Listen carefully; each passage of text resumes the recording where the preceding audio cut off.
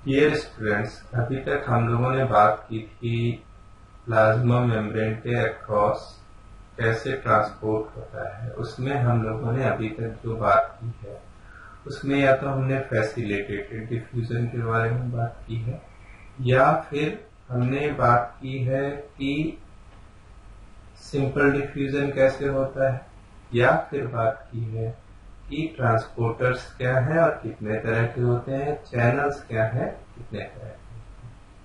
लेकिन अभी तक जितनी भी बात हमने की है वो सब है डाउन हिल ट्रांसपोर्ट के बारे में, मतलब हायर कॉन्सेंट्रेशन से लोअर कॉन्सेंट्रेशन। ये सबको समझ में आया होगा।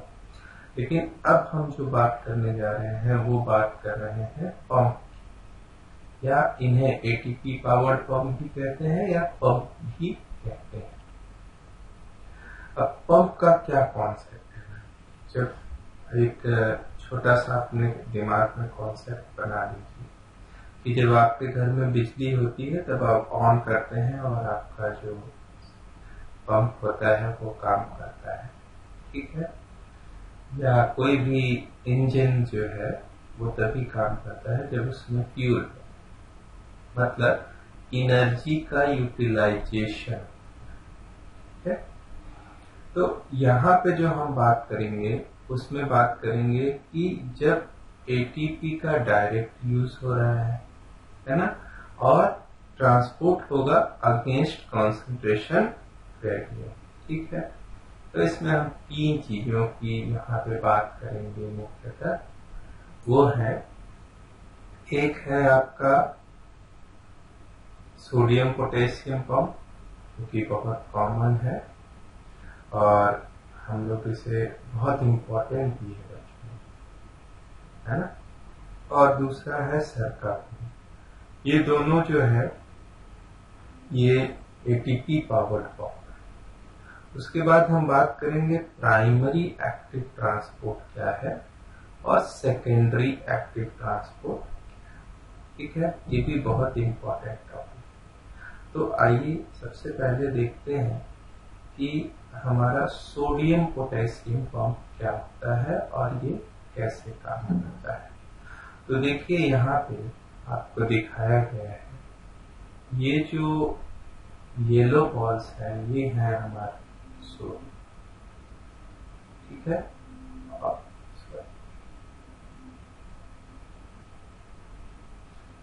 तो देखिए यहाँ पे एक सोडियम पोटेशियम पंप के फंक्शन पे हम लोग बात करेंगे, ठीक है। तो सोडियम, देखिए ये बाहर जो येलो बॉल्स है ये है सोडियम, और जो ये अंदर ग्रीन बॉल्स है ये है पोटेशियम, ठीक है।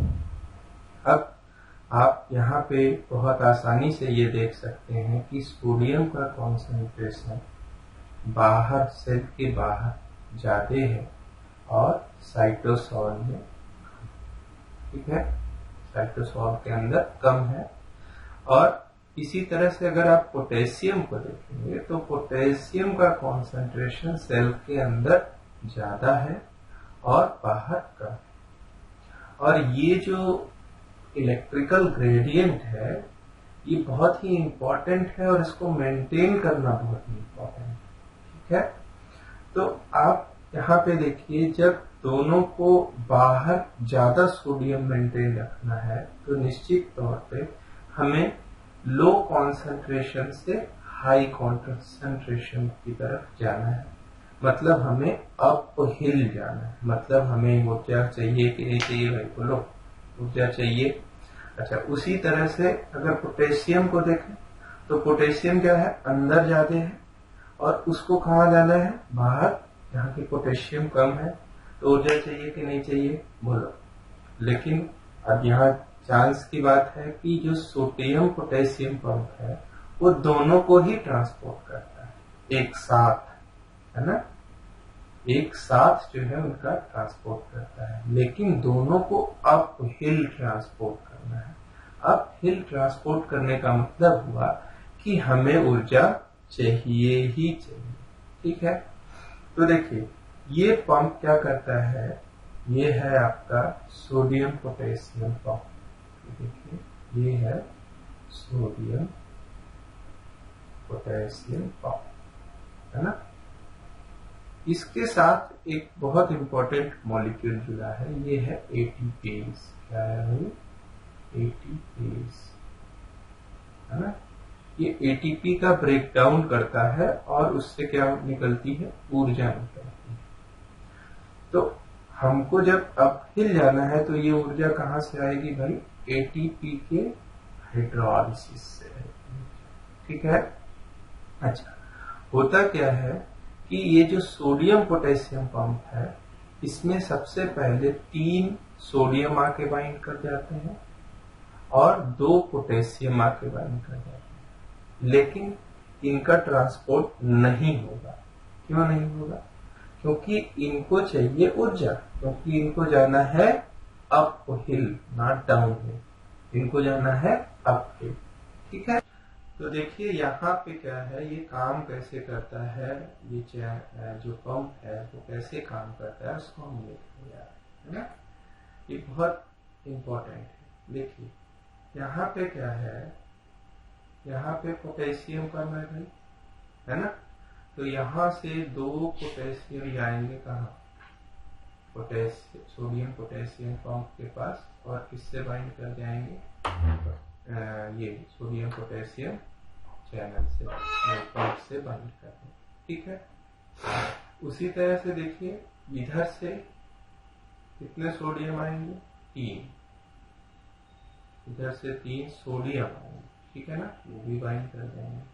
लेकिन अभी तक कोई ट्रांसपोर्ट नहीं होगा, क्योंकि दोनों को कहाँ जाना है? आपको।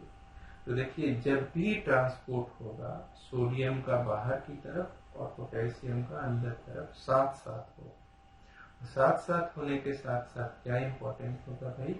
एटीपी का यूटिलाइजेशन होगा। देखिए जैसे ही एटीपी का हाइड्रोलिसिस हुआ, 2 पोटेशियम अंदर की तरफ आ गया अपहिल, और उसी तरह से 2-3 सोडियम बाहर की तरफ चला गया, वो भी अपहिल। और हर स्टेप में एनर्जी रिक्वायर्ड। अब इसी को हम लोग प्राइमरी एक्टिव ट्रांसपोर्ट भी कहते हैं। क्या कहते हैं भाई? प्राइमरी एक्टिव ट्रांसपोर्ट, है ना। Primary active transport. तो देखिए प्राइमरी एक्टिव ट्रांसपोर्ट क्या है? जब हम direct ATP as a energy utilize कर, या chemical source of energy utilize कर रहे हैं सोर्स, ठीक है ना, तब उसको हम कहते हैं प्राइमरी एक्टिव ट्रांसपोर्ट, है ना।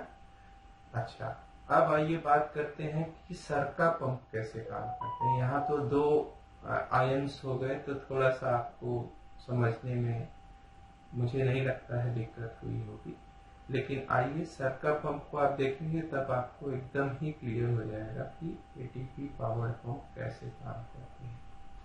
तो देखिए एटीपी पावर्ड पंप में ये है सरका पंप जो आपको दिखाया गया है। सरका का मतलब है सर्कोप्लाज्मिक रेटिकुलम से।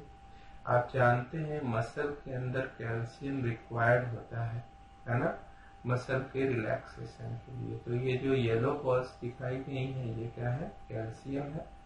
अब कैल्शियम जो है इधर की तरफ कम है और इधर की तरफ ज्यादा है। सेल के मेम्ब्रेन के बाहर जो है वो ज्यादा कैल्शियम है और अंदर की तरफ कम है, ठीक है। तो अब क्या होगा, यहाँ पे कैल्शियम का जो है ट्रांसपोर्ट होना है अप हिल, ठीक है ना, लोअर कॉन्सेंट्रेशन से हायर कॉन्सेंट्रेशन, ठीक है। अब अगेन बिना एटीपी के क्या पॉसिबल है? नहीं, बिना एटीपी के पॉसिबल नहीं। तो देखिए जैसे ही एटीपी हाइड्रोलिसिस होता है तुरंत कैल्शियम ट्रांसपोर्ट हो जाता है। उसी तरह से ये दूसरा कैल्शियम, और हर बार जब कैल्शियम बाहर जाएगा मतलब अप हिल जाएगा तो एटीपी का हाइड्रोलिसिस होगा। अब एक तीसरी बात करेंगे हम लोग कि सेकेंडरी एक्टिव ट्रांसपोर्ट क्या है। तो आइए अब बात करते हैं कि सेकेंडरी एक्टिव ट्रांसपोर्ट क्या है और वो प्राइमरी एक्टिव ट्रांसपोर्ट से किस तरह से अलग है, ठीक है। तो यहाँ पे देखिए जो आपको पंप दिखाया गया है वो है सोडियम लाइसिन पंप, है ना। तो यहाँ पे देखिए क्या हो रहा है, यहाँ पे आपका जो ये स्ट्रक्चर है, ये जो बनाए गए हैं, ये रेड कलर के बॉल्स, ये क्या है भाई, सोडियम है। जैसा कि आप जानते हैं सेल के बाहर हमेशा सोडियम ज्यादा है, ठीक है ना, वो रहेगा। कौन मेंटेन करेगा, सोडियम पोटेशियम बॉन्ड, ठीक है। दूसरा मॉलिक्यूल है लाइसिन। लाइसिन मॉलिक्यूल क्या है भाई, एक चार्ज्ड अमाइनो एसिड है, ठीक है। तो उसका ट्रांसपोर्ट होना है सेल के अंदर, और आप देख रहे हैं उसके अंदर सेल के अंदर उसका जो है कंसंट्रेशन ज्यादा है और बाहर कम है। और यहाँ पे क्या हो रहा है कि आपका इसका कंसंट्रेशन बाहर ज्यादा है और इसका अंदर कम हो रहा है, ठीक है। अब क्या होगा, इसकी ऊर्जा को यूटिलाइज करके, इसकी ऊर्जा को, सोडियम की ऊर्जा, कैसा है ऊर्जा, ये कैसी ऊर्जा है, तो अभी बात करेंगे इस पे। तो यहाँ पे पहले हम लोग देखते हैं कि कैसे जो है सेकेंडरी एक्टिव ट्रांसपोर्ट होता है। तो देखिए सेकेंडरी एक्टिव ट्रांसपोर्ट में वैसे ही होगा जैसे हमने सोडियम पोटेशियम पंप के बारे में बात की। तो यहाँ पे क्या होगा कि 2 मॉलिक्यूल ऑफ सोडियम का ट्रांसपोर्ट होगा, उसके साथ साथ लाइसिन का ट्रांसपोर्ट होगा, ठीक है ना। 2 मॉलिक्यूल ऑफ सोडियम का ट्रांसपोर्ट होगा और उसके साथ लाइसिन का ट्रांसपोर्ट होगा, ठीक है। अच्छा, लेकिन इसके पीछे मैकेनिज्म का भाई, ऊर्जा कहाँ से आ रही है ना, क्योंकि जो है अगर हमें अपहिल जाना है तो ऊर्जा कहाँ से आएगी, ऊर्जा पहले तो एटीपी से आती थी, अभी ऊर्जा कैसे आएगी। तो ये कॉन्सेप्ट बहुत क्लियर नहीं हो रहा है, तो इसके लिए थोड़ा सा और समझ। ये एक कार्टून दिखाया गया है, ये एक लड़का है और वो क्या करता है कि बहुत शरारती बच्चा है, ठीक है। तो ये क्या करता है, एक स्प्रिंग है, इसको खींचता है ना, इसको पुल करता है, और पुल करने के बाद इसको ले आके यहाँ पे होल्ड कर देता है, ठीक है। होल्ड करने के बाद ये दूसरा काम करने लगेगा, ठीक है। लेकिन एक पर्सन है, उनको ये वेट को ऊपर उठाना है यहाँ तक, ठीक है। तो एक तो वो खुद उसको पुल कर सकते हैं, ठीक है, देन उनका खुद का एनर्जी यूटिलाइज हो, ठीक है। लेकिन दूसरी चीज ये है कि ये इस ब्लॉक को ले जाके इस स्प्रिंग को यहाँ से अनटाई करके इस रस्सी को इससे बांध दे, और जब ये स्प्रिंग बैठ जाएगा तो इनके ब्लॉक को h हाइट तक ऊपर उठा देंगे, और इसमें इनको खुद की ऊर्जा यूज नहीं करनी है, ठीक है ना। तो यही कॉन्सेप्ट है बच्चों सेकेंडरी एक्टिव ट्रांसपोर्ट, ठीक है ना।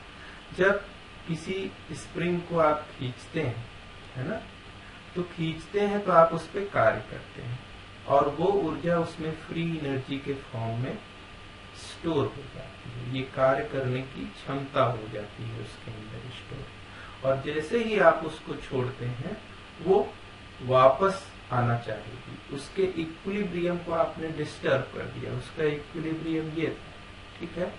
तो हर चीज को जब आप उसके इक्विलिब्रियम से दूर ले जाते हैं तो वो पुनः अपनी स्थिति में आने लगती है, और जितनी दूर लाएंगे उतनी ही उसके अंदर ऊर्जा होगी वापस आने की, मतलब उतनी ही फ्री एनर्जी उसमें स्टोर हो जाएगी। जैसे हम बात करते हैं ATP as energy currency of, क्यों है भाई एनर्जी करेंसी, क्योंकि जो उसका इक्विलिब्रियम है वो बहुत दूर जो है सेल में मेंटेन किया गया है। High concentration of ATP is always maintain in the cell, और वो किधर की तरफ जाना चाहता है, अपने इक्विलिब्रियम की तरफ, एडीपी के कॉन्सेंट्रेशन को एक इक्विलिब्रियम में एस्टेब्लिश करने के लिए। तो इसीलिए वो प्राइमरी सोर्स ऑफ एनर्जी है। तो इसी तरह यहाँ पे देखिए, यहाँ पे ये ऊर्जा यूटिलाइज करके इस ब्लॉक को उठा दिया गया। अब इसी से हम सेकेंडरी एक्टिव ट्रांसपोर्ट का मैकेनिज्म समझते हैं। देखिए आपको हमने सोडियम पोटेशियम पंप पढ़ा है, ठीक है। तो सोडियम पोटेशियम पंप को इन पर्सन से आप कोरिलेट कर दीजिए, ये जो भाई साहब, ठीक है ना। इन्होंने ही पुल किया था स्प्रिंग को।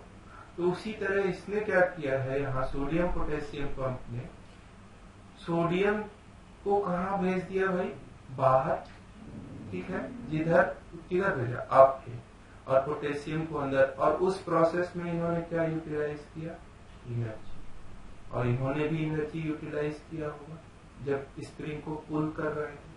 तो उसी तरह जब सोडियम को बाहर कर दिया गया तो बाहर की तरफ पॉजिटिव चार्ज ज्यादा हो गया में, और अंदर की तरफ रिलेटिव उसकी तुलना में कम हो गया।